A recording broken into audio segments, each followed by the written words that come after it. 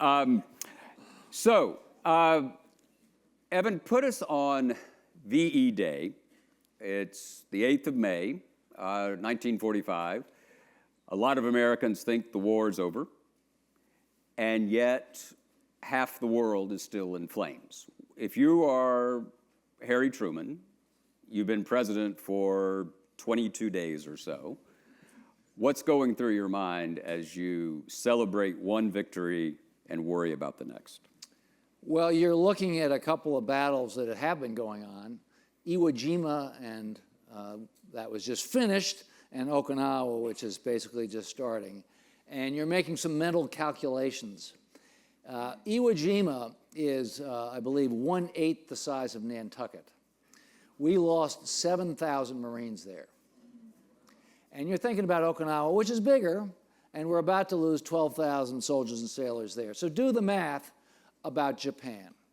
And Truman actually said this at a later meeting. I don't want to have Iwo Jima and Okinawa from one end of Japan to the other, because it's a much bigger island, and if you're doing just the crude math, that's a lot of dead Americans.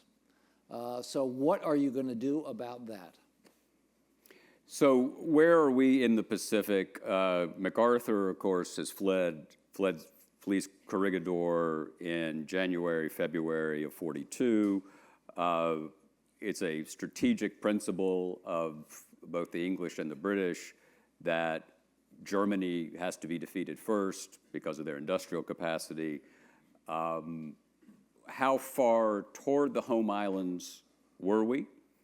And what was the prospective campaign that was going to end this war? We were getting closer. We were getting close enough. We'd taken islands that could bomb Japan. This is incredibly, it's a long march from San Francisco to Japan.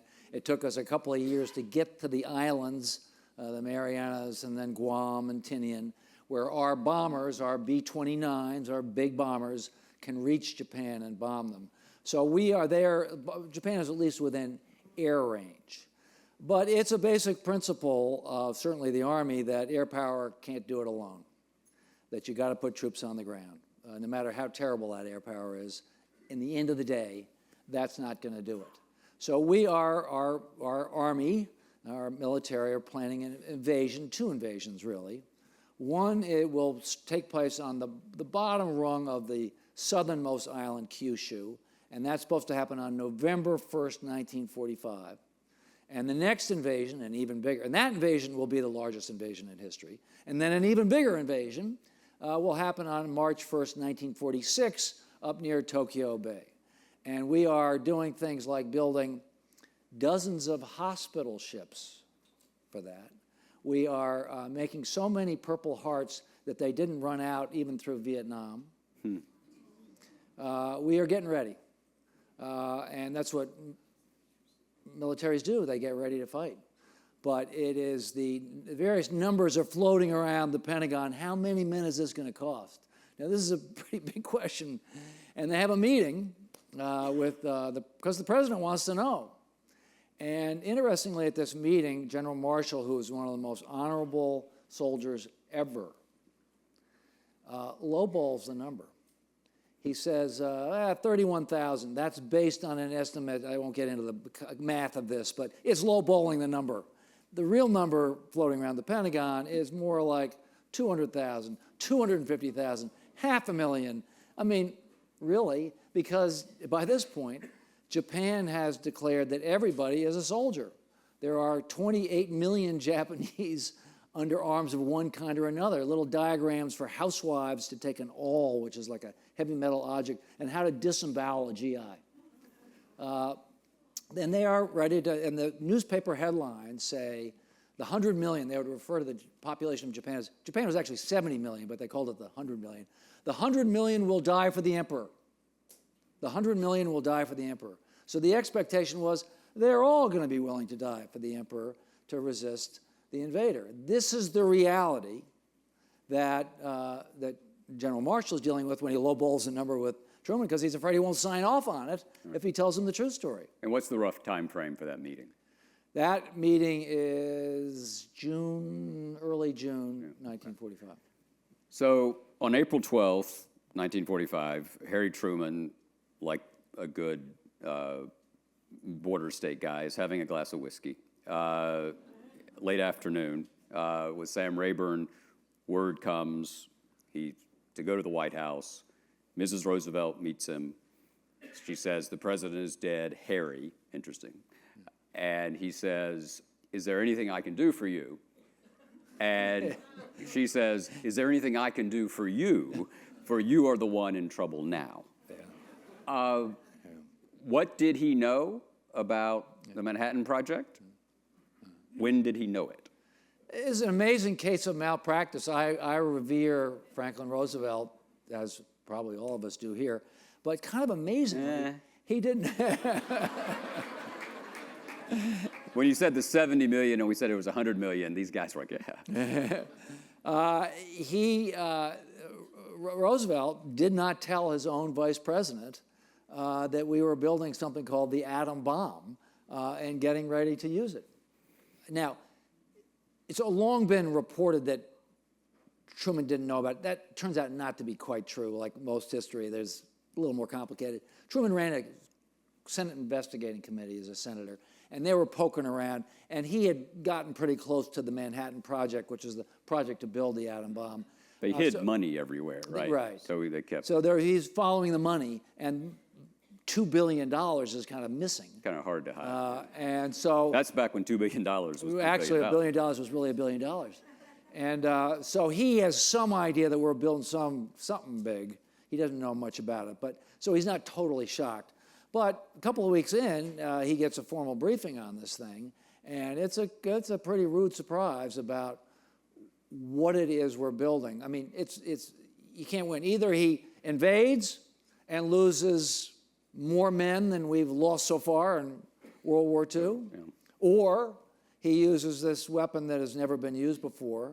You decide. But he doesn't know if it's going to work until July. Right. So they don't test the weapon. You've all seen the movie Oppenheimer, so you know the scene. Trinity test, it's called, in mid-July 1945, and it works. And Truman's in Germany. He is. He's at Potsdam, and they're kind of excited that the damn thing works, and they're happy about it. Understandably, now it's ghoulish for us now to think of everybody rejoicing. Great, this weapon works. We can kill 100,000 people.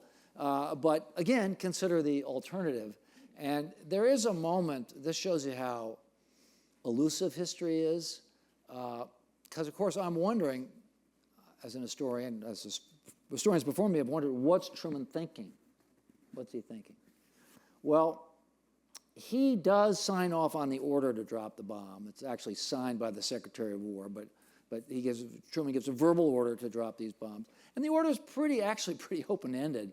They name 4 target cities, bombs as made ready on 4 target cities in Japan, weather permitting. It's a pretty open-ended order. So Truman, on the night that he gives this order, July 25th, writes in his diary, I have told the Secretary of War, Henry Stimson, and he agrees, that the target should be a purely military target. We should aim at soldiers and sailors, not women and children. Well, the aim point, there's the bombardiers talk about aim points where they're supposed to drop the bomb. The aim point is a bridge in the middle of Hiroshima. It's not a military target. We don't have the capacity to put a bomb on a purely military target. We just don't. The technology is not there yet. Hiroshima is a military city, the headquarters city, and so there are soldiers there, and there are ports, and it's a military city. And we do kill, when the bomb drops, we do kill 10 to 20,000 soldiers instantly, but we also kill 50 to 60,000 civilians. Most of them, of course, are women and children because the men are off fighting. So what is the president thinking? I wish I could, in the movie, I know. I don't really know. I can guess. I'm going to speculate now. This is speculation. There are different answers. One is a lot of people write diaries that are wishful, or self-serving, or they want what history wants you to believe. Yeah. Although in that case, the truth is going to come out eventually anyway, so I don't really believe that.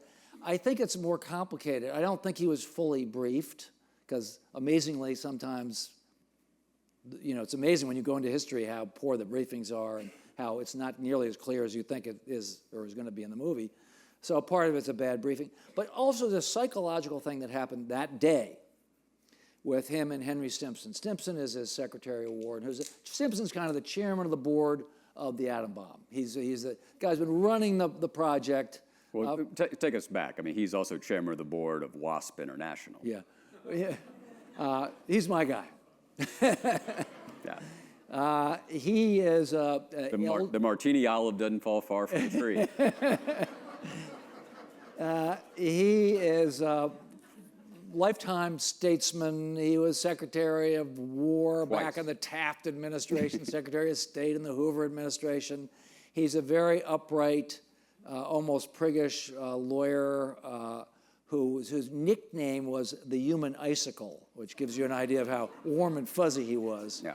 But very upright type, and I think a man of integrity who had to make some pretty tough decisions. And one of them was the military, who was running the project and building the weapon. They have a targeting committee, and they want to drop the bomb right in the middle of a city. And the city they want to drop it in is Kyoto. Kyoto is the ancient capital of Japan. Very big, for those of you who've been there, beautiful place to this day. And Stimson has been to Kyoto when he was a diplomat back in the late 20s, and has been there, and he just doesn't want to wipe out. I thought it was honeymoon. That's a fiction. Oh, is it? That's a fiction. I'm glad I came. Yeah, that's been printed. That's been printed a million times, but that's not true. Fact check. They don't do it in Washington, but we do it here.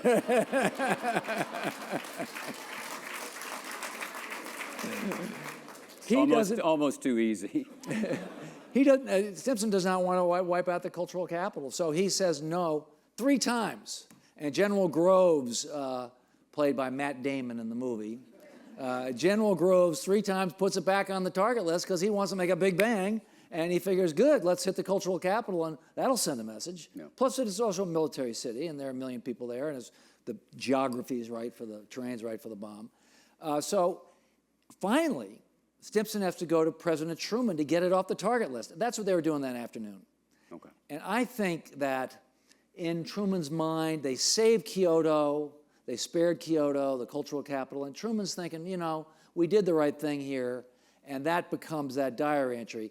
It's a little off, but I'm guessing here, folks. I don't really know what Truman was thinking, but that's about it. That's about the best I can do. Or, lastly, it's just so horrible that it just beggars the human mind what they're about to do. To what extent was the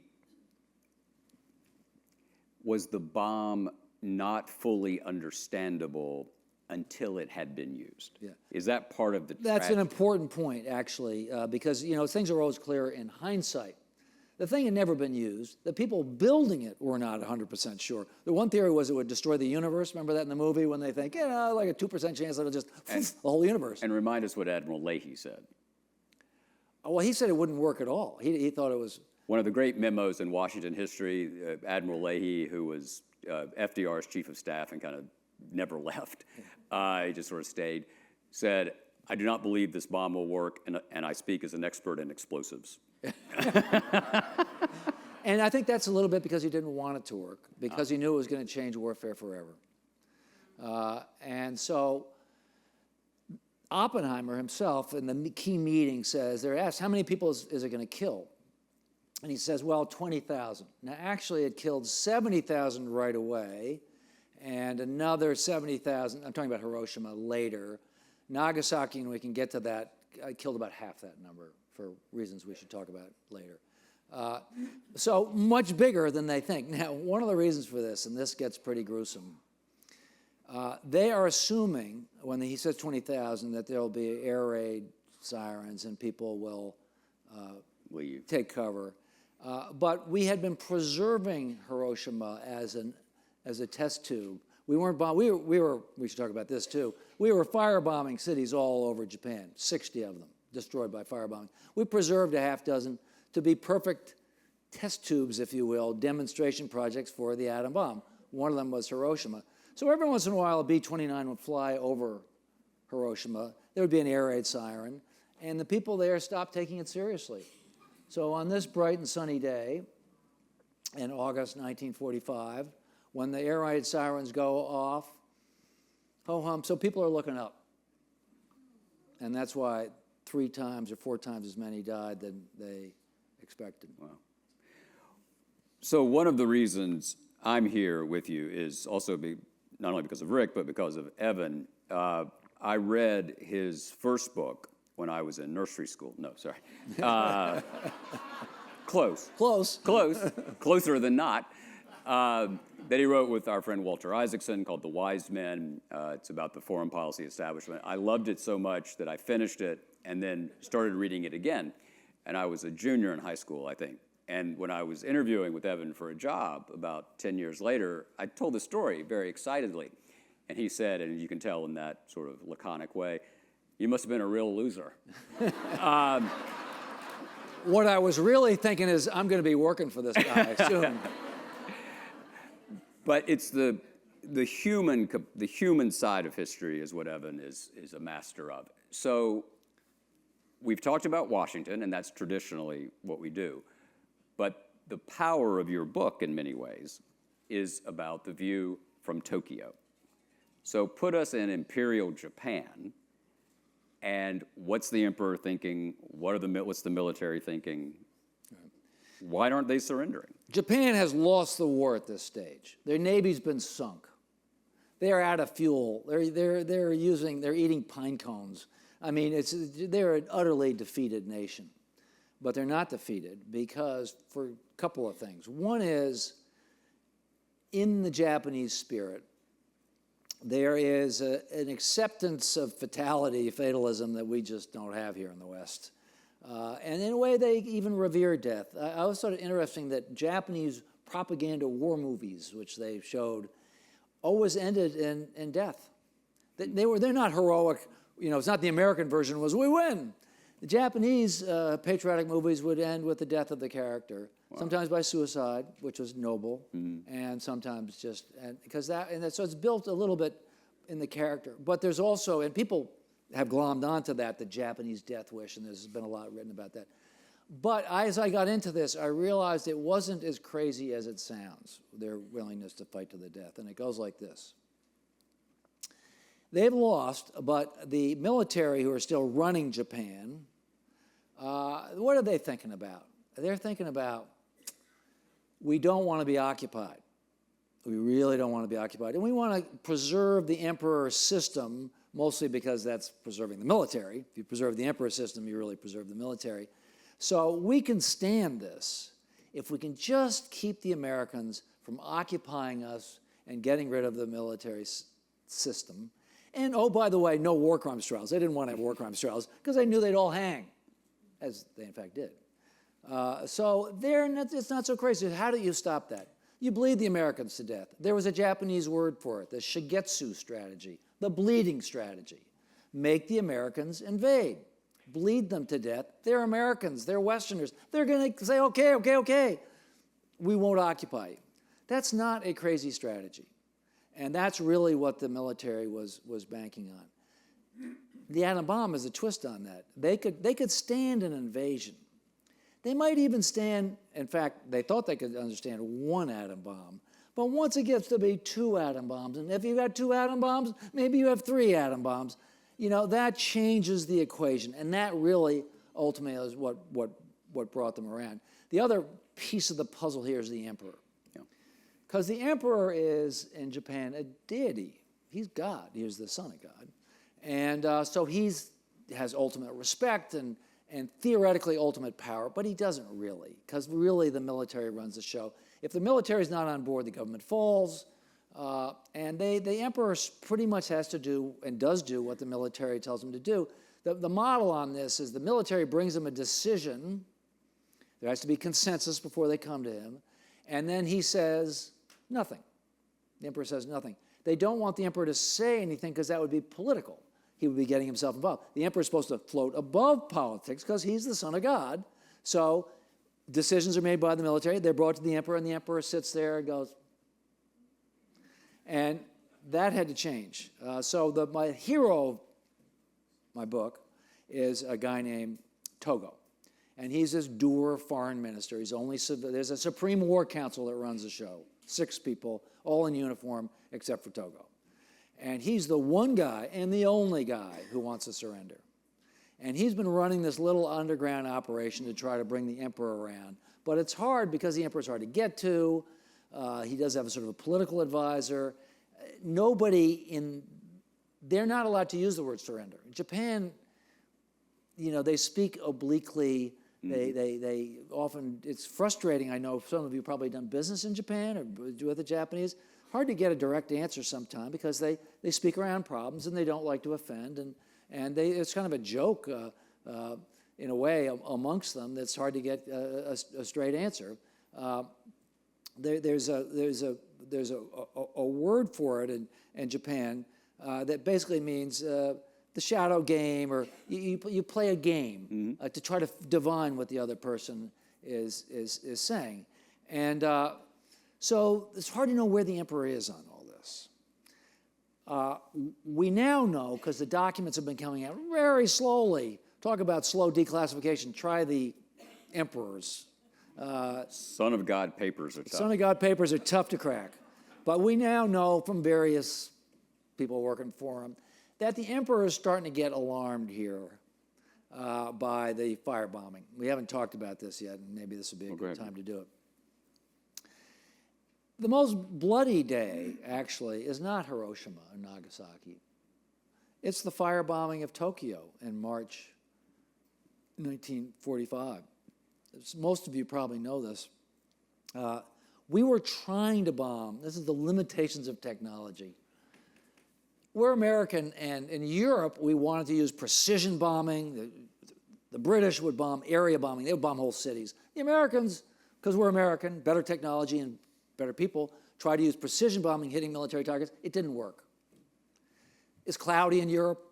The Luftwaffe shooting at you. There's a lot of flak. We missed again and again and again.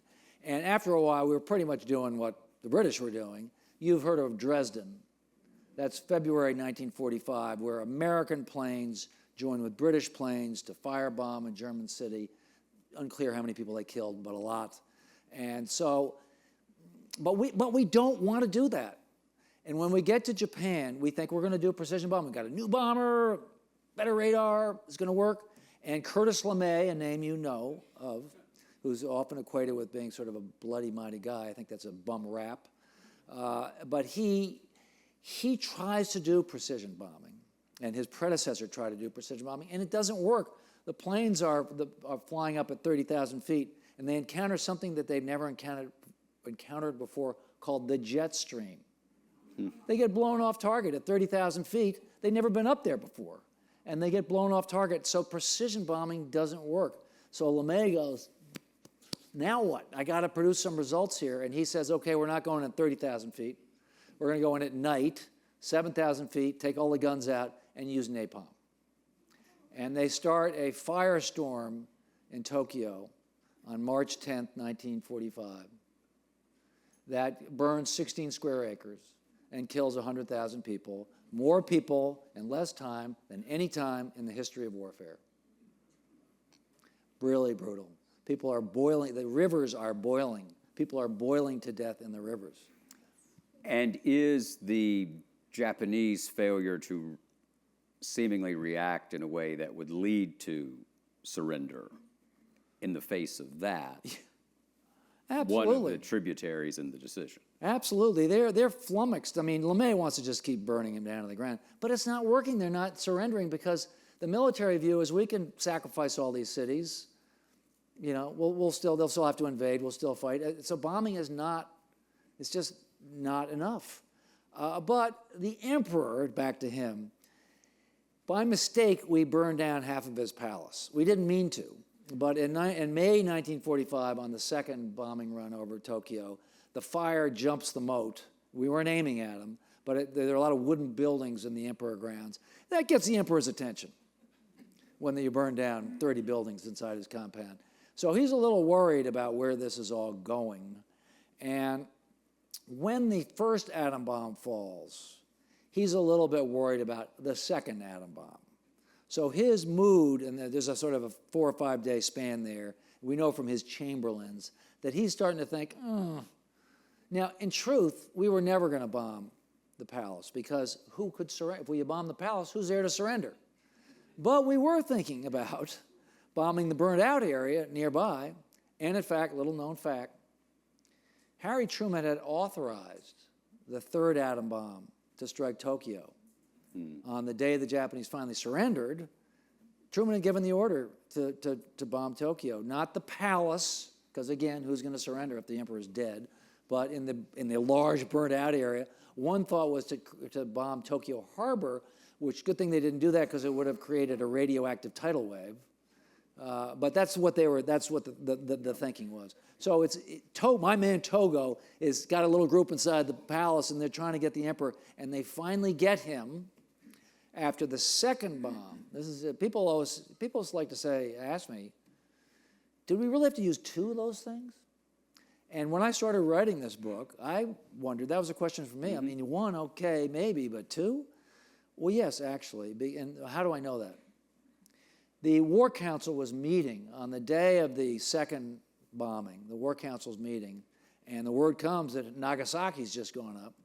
And Anami, the war minister and the most powerful guy in Japan, says, whoa, wouldn't it be beautiful if the whole country was to perish like a cherry blossom?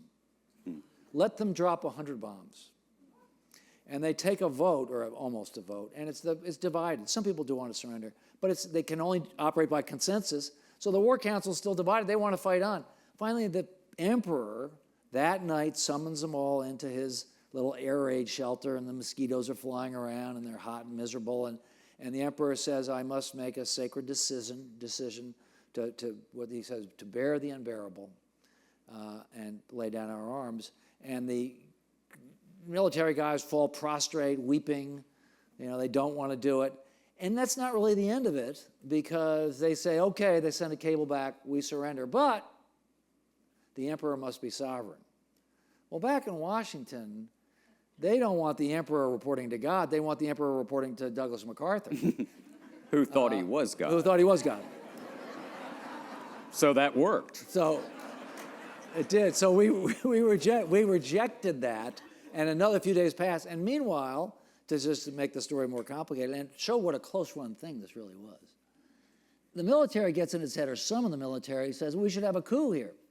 And they're never going to kill the emperor, but they're going to remove him to the hinterlands and create martial law, which sort of was anyways, and take over the palace. And there's a coup plot that goes pretty far. The coup plotter goes to the head of the imperial, goes to his military commander, shoots him, beheads his aide, forges orders giving the imperial guard over to him. And they're running through the palace that night. What are they looking for? The emperor has decided finally to surrender. Really, this time I mean it. We're going to surrender. He's made a recording, a record, and they're trying to find the record to smash it. So it can't be played the next day to the whole nation announcing the surrender. And they can't find it because it's hidden in a bag in the room reserved for the ladies in waiting. They never find it. And the coup plotter finally gives up and shoots himself in the courtyard. And so they famous speech plays. And it had some great lines in it. The emperor says, "The war is not going quite as well as anticipated." They've been nuked twice in 6 days. Yeah. So when did the moralizing second guessing begin? Well, most Americans were glad to drop the atom bomb. In fact, people said, couldn't we drop some more? Right. The feeling about was vengeful is not too strong a word. The stories of Japanese atrocities were coming out. The Bataan Death March. Life magazine had a big photograph of a Japanese officer beheading a prisoner of war. He's actually Australian, not American, but pretty dramatic picture And so people really had enough of this, and remember Pearl Harbor and all that. So there was a vengeful mood. Most polls showed overwhelming support for dropping those weapons. That lasted for a while. There were always pockets of dissent, church groups and so forth. But what really changed the equation was John Hersey, a New Yorker writer, a year later, went to Hiroshima and, like all good journalists, found 6 people to tell the story, to humanized it, and told the story of what it was like to be in Hiroshima on the day the bomb went off. And it was a fantastic story. The New Yorker has a tiny circulation, but this was endlessly reprinted and talked about. And the polls immediately moved. I think a majority still were for using the atom bomb, but instead of being, I'm making this up, 98-2, it was 60-40 or so. The ground shifted in 1946. It continued to shift. By the late 1990s, I'm not sure it ever got into a majority against but certainly amongst the elites it did. Mm-hmm. If you take a course at a fancy college, they'll probably teach you the bombs were unnecessary and shouldn't have been used. Right. And Truman spent his whole life saying, I did it, I did it, I did it. He wanted that. He did. He was uncomfortable about it. He never. One of the things that's so admirable about Truman is the buck stops here. You know, you take responsibility. This is so early in his presidency. General Groves, the Matt Damon, Matt Damon said, "Oh, the president. He was like a little kid on a toboggan, just going down the mountain, out of control. You know, who knows where it's going to land." That's harsh. That's not really true. He was the decider. He was the president. He did have to take responsibility. But he wasn't going to say no. He was not going to say no. We just spent $2 billion on this thing. All the military wanted to use it. Hundreds of thousands of American lives were at risk. And as we now know, not just hundreds of thousands of American lives, but millions of Japanese lives. If you ask the Japanese privately, Japanese scholars, should we have used the bomb? Absolutely. It saved millions of Japanese lives because had we not used it, the Japanese were starving to death, starting to starve to death. Had we invaded, bloodbath, starvation, disease, even if we just blockaded them, they would have lost millions of people. Russians come in from the north, you would have had a Korean-type situation. So it's a terrible thing to say that we did a good thing for Japan by killing 200,000 people, but in the horrible math of World War, we did. Given your scholarly work on 1945, and then you did a wonderful book on President Eisenhower's policy of bluffing about nuclear weapons, are you surprised that the only 2 atomic weapons that have been used in combat were those 2? Well, relieved. You know, they talked about it. Eisenhower, during Korea, we were bogged down. And so there was conversation in the National Security Council about using a bomb. They understood there was a taboo on it, particularly Americans using it in Asia. Not a good look. But they talked about it. One of the problems was that it's really not a very good tactical weapon. It's really a terror weapon. And it's not, you know, if the wind is blowing in the wrong direction, the radioactivity blows back. Walk us through the distinction, tactical versus terror. So a tactical weapon is a battlefield weapon that you use to win a battle with. And so theoretically, you can use the atom bomb against the enemy across the lines, but it's an awful big bomb, and the wind can blow it back on you. It's a very crude instrument. My favorite, we did build tactical weapons. Yep. My favorite was the Davy Crockett. The Davy Crockett was a bazooka on the back of a Jeep to fire a tactical nuclear weapon. It's the only weapon ever made, you have to listen to this closely, where the kill ratio was greater than the range. In other words, the guys who fired it were going to get killed. They didn't have officers. They had enlisted men to fire. Of course, yeah. So the Davy Crockett, so we built something called the Davy Crockett, and we built a lot of tactical weapons, actually, in the 50s and 60s. And I'm sorry to say that Russia has tactical weapons. We have tactical weapons today. You can these days you can dial them up and down, so you could make it smaller than Hiroshima and Nagasaki if you wanted to. Yeah. Hiroshima is about 12 kilotons, and Nagasaki is about 20 kilotons. You can make one as small as 2 kilotons. It's still a hell of a big bang, and it's a very bad precedent. So I'm personally, I hope we don't ever use these things. But so that's a tactical weapon. The more typical weapon, when we talk about a nuclear weapon today, it's something on a submarine, and it's about 200 times the Hiroshima weapon. It's a megaton, not kilotons, megaton. And that's the average side warhead on a boomer submarine floating off the coast of China. There are like 18 of them in their silos, and each one is a megaton or a little bit more. So that's the scale we're talking about. What do you think about how not just the military leadership, but the civilian chain of command, what do they know when they come into power? Yeah. I don't know why I'm asking this. Yeah. Because, as I understand it, the President of the United States carries around a hotel key card, which has the code. No, seriously, it has the codes. Yep. And you know the suitcase, the Air Force, the guy who has the thing, the key card goes into that, and then that's how this begins. Do you know about that chain of command? Do you know? Well, sure, because you've read about it in novels. But the story that comes to mind is that by 1961, we had a fully operational system to destroy the Soviet Union. It was called the SIOP, Single Integrated Operating Plan.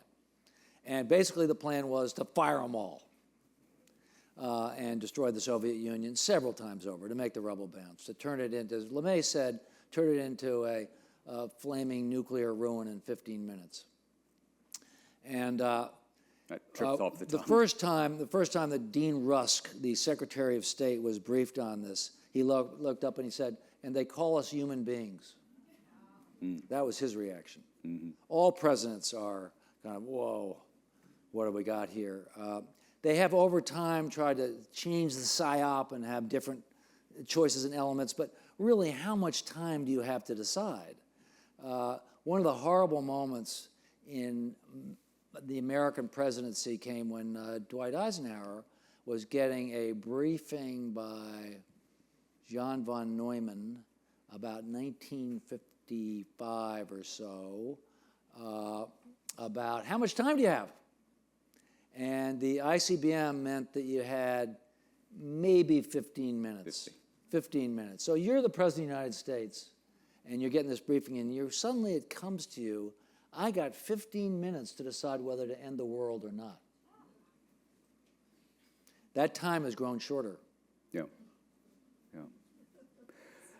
How does, in your view, what is the lesson of the decision-making, a lot of it just on bureaucratic force, bureaucratic momentum? You know, we've talked about this. You kind of want, when you do what we do, you want the dramatic moment in the Oval Office with the dust motes in the air and Truman hearing out Marshall and Stimson and rendering the decision and taking responsibility.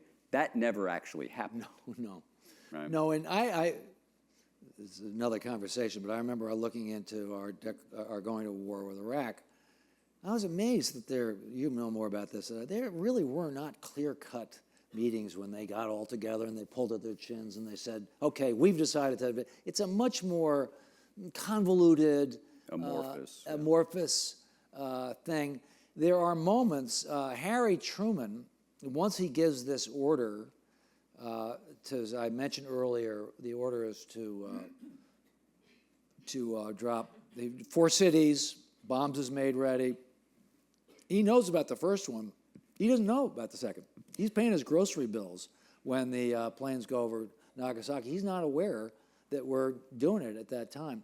He sort of comes to grip with this. Here's a moment. I mentioned Henry Stimson, who is the Secretary of War. Henry Stimson, who's kind of in charge of all this.